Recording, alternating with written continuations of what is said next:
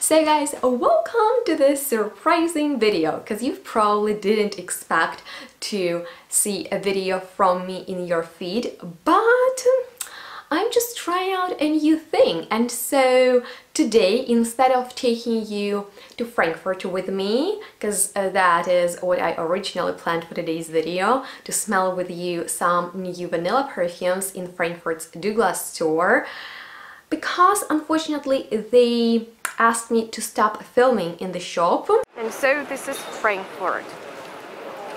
Kind of festive. This is Douglas. This is Benny. And this is me. And this is us. And I think so. Let's go inside. That's all that you get from that vlog. I will be chatting with you about something probably equally as exciting as vanilla fragrances, and that is reflection at perfume trends that were going on during 2020. Thanks God this year is coming to the end, and I sincerely hope that next one is going to be much happier for all of us.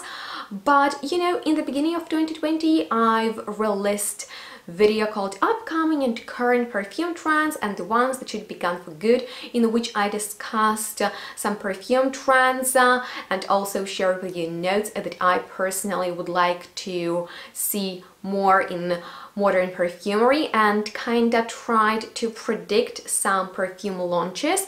And in that video I said that it would be very interesting to reflect by the end of the year at what I've said and what really happened. Of course, I couldn't predict the craziness that the whole world is dealing with, but still. So today, that's exactly what we are gonna talk about with you, and if you want to find out more about that, well, then just please keep on watching.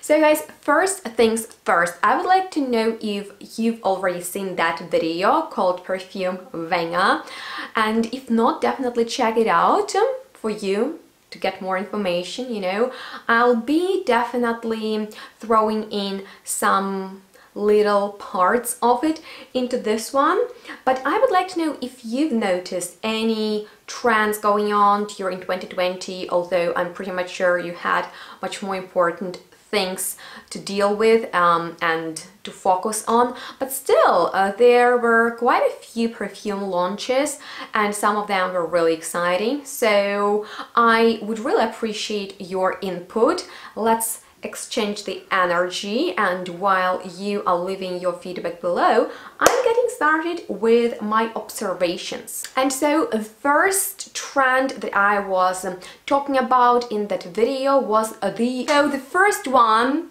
never-ending trend, is a rose trend. Surprise, surprise! Roses are gonna be popular forever. Never-ending rose trend, which is sort of understandable for me personally, because you know, rose is one of the main floral and just perfume materials overall, because it can really elevate the fragrance, whether it plays a leading role or a supporting one. And probably the biggest rose release in 2020 was Rose Freak, that yes, I was mentioning in that video because I wanted to buy it and I bought it. I reviewed it in a matching Rose Freak hoodie.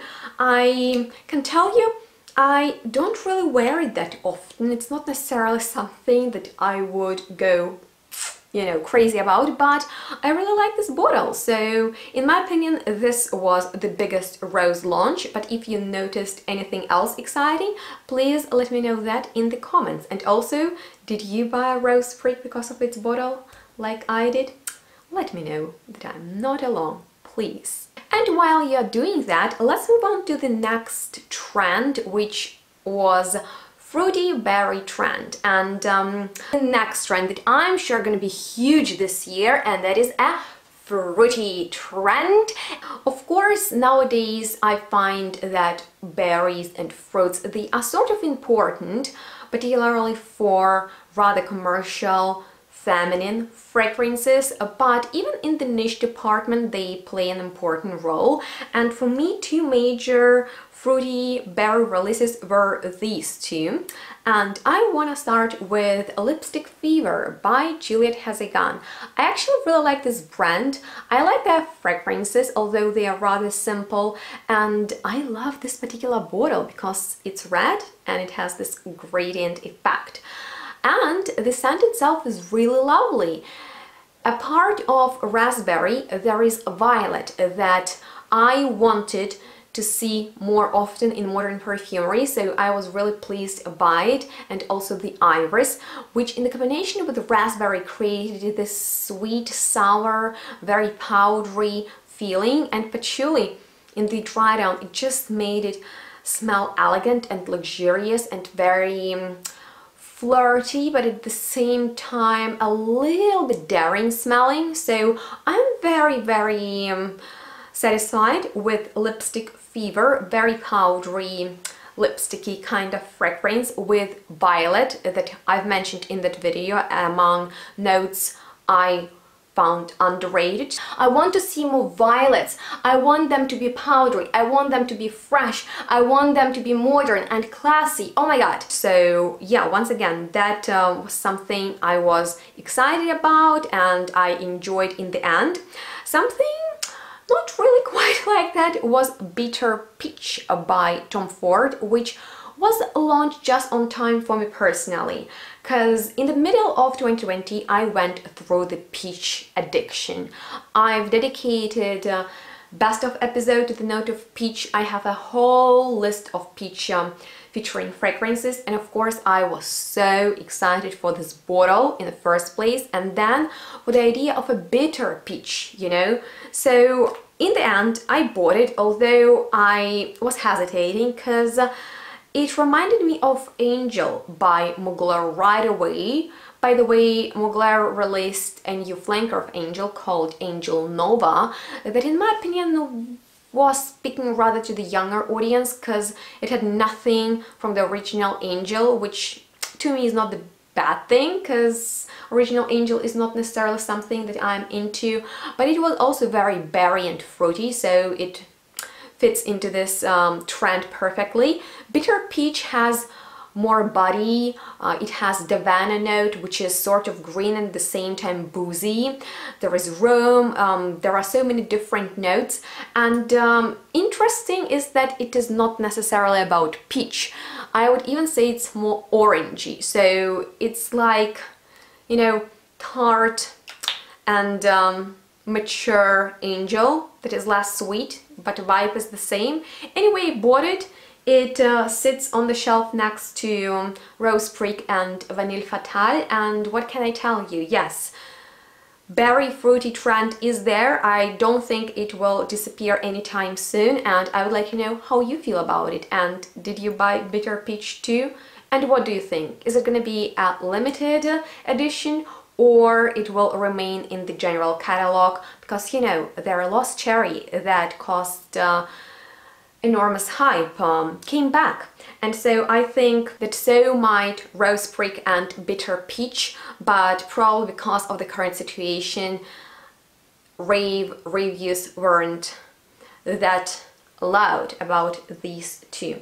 So one of the next trends for me was fougere, and very important material in the fougere genre is lavender, which I've mentioned that video is not necessarily my thing because it reminds me of barbershop, old-fashioned masculine fragrances. I'm not really into sappy, herbaceous, traditional lavendery perfumes, so I'm really looking forward to exquisite lavenders. I hope I will find a few favorites, but I gotta be honest with you, although fougères really trendy in 2020, I find the releases from this year kinda slightly made me change my mind about this genre, and particularly this fragrance did, called Gravitas Pour Homme by Naughton and Wilson. So if you know Mr. Smelly, Dan, also fellow reviewer, then you've probably heard about this fantastic fragrance that, although it was created for men and it smells manly, it just smells so atmospheric and amazing, and the sweetness, you know, that coumarin with vanilla, they are pretty bold in the perfume that I don't mind wearing it myself, which is a huge compliment to this fragrance. So if you love fougere perfumes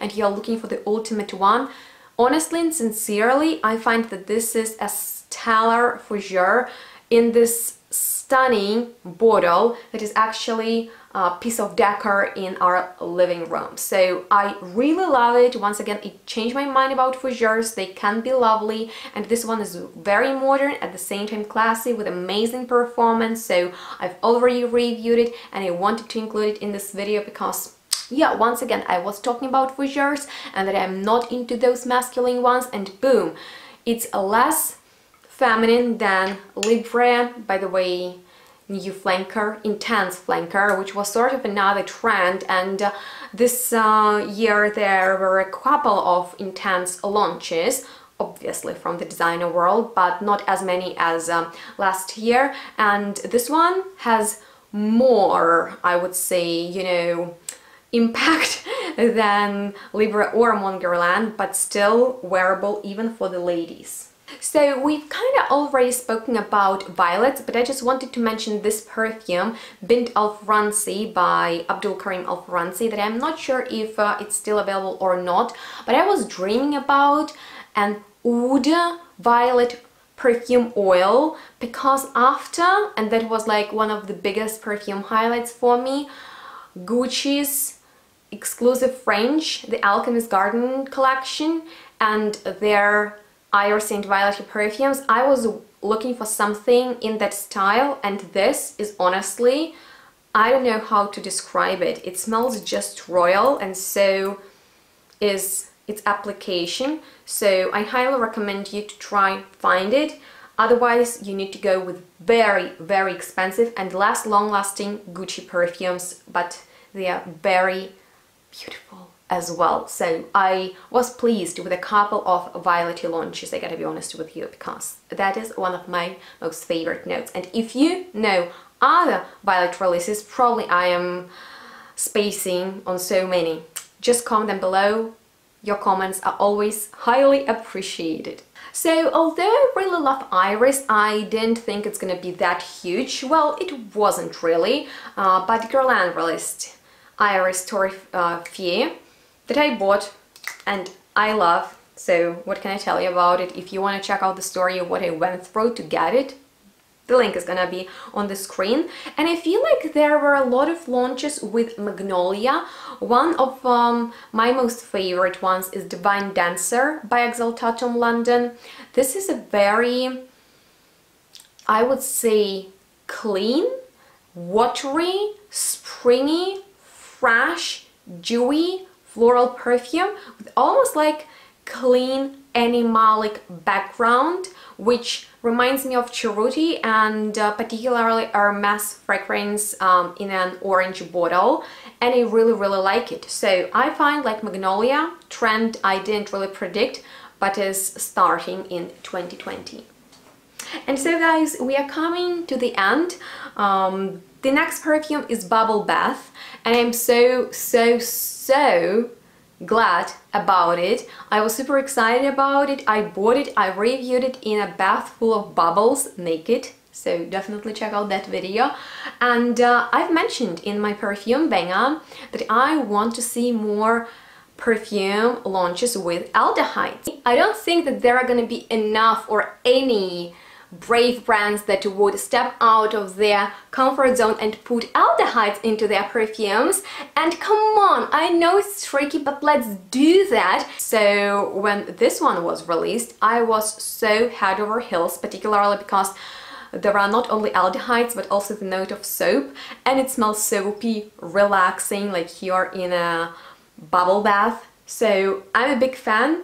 I believe it was blind buy for me, and note of coconut really takes it to another level because it adds something, you know, slightly sweetish to the bubbles. So yeah, I sort of predicted it, although it wasn't really like a trend, but I'm very glad about such modern and I would say creative release from Maison Margiela, because their bubble bath is full of those sparkling soapy aldehydes. So guys, let's complete this video with my wrong prediction, because in that Perfume Venga, I shared with you my passion for the note of ylang ylang and that I really want to see it more in modern launches. Okay, prediction for 2020. So there is this beautiful opulent flower ylang ylang, which in my opinion is so underrated. It's powerful, it's gorgeous, it's so beautiful, its texture is everything. So I would love to see an intense cologne or maybe even absolute from Jo Malone, because they started creating absolute perfumes. They've already done rose and violet, which doesn't smell of violets at all. I didn't understand that release, but I want the next one to be dedicated to ylang ylang. I think they will do jasmine next, but oh my gosh, just imagine ylang ylang paired with sweet dense resin like benzoin or labdanum. Wouldn't that be dream? And you know, it started to appear in the notes breakdowns. For example, Bulgari launched another fragrance for their Omnia collection called Golden Citrine with note of ylang ylang, and so did Gucci. Also a beautiful ylang ylang fragrance similar to Bulgari's one, way more expensive and pink looking. The nose behind both is Alberto Moria's, but I personally thought that Jo Malone is gonna release a ylang ylang fragrance with benzoin for their Absolute collection that features some intense flower and kind of like a base note, but instead, and I won't complain, they created Gardenia and Oud Absolute that was blind by birthday present of mine. So yeah, it's absolutely stunning, and I hope that ylang ylang will be more trendy next year. And so guys, on this note, we are wrapping this video up. I hope you enjoyed it. Let me know which trends you liked during the year. Obviously, I hope that the major trend, you know what I mean, is definitely ending soon. And yeah, I would like to know if you agree with me, with my opinions. Maybe you've noticed something else, maybe I forgot a major trend. So please comment everything below, also your questions if you have any, because it's a pleasure just to hear from you. And please subscribe to my channel if you're here for the first time, because that would mean a lot to me. I've noticed that 60% of my viewers are not subscribed, and you know, I'm releasing free content that I really enjoy filming for you guys, and I'm very grateful for your support. So if you could subscribe and like this video, that would be awesome. Don't forget to ring the bell in order to be notified about my upcoming videos. Next one is gonna be tomorrow, yes, on Sunday. We are gonna chat about my weekly fragrance rotation, because I'll release 3 of those, and by the end of the month we'll look at my most worn fragrances of the entire year. So in order not to miss that cool content, definitely stay tuned. Smell good. Thank you so much for watching this one, and we'll see each other in my next one tomorrow. Bye guys.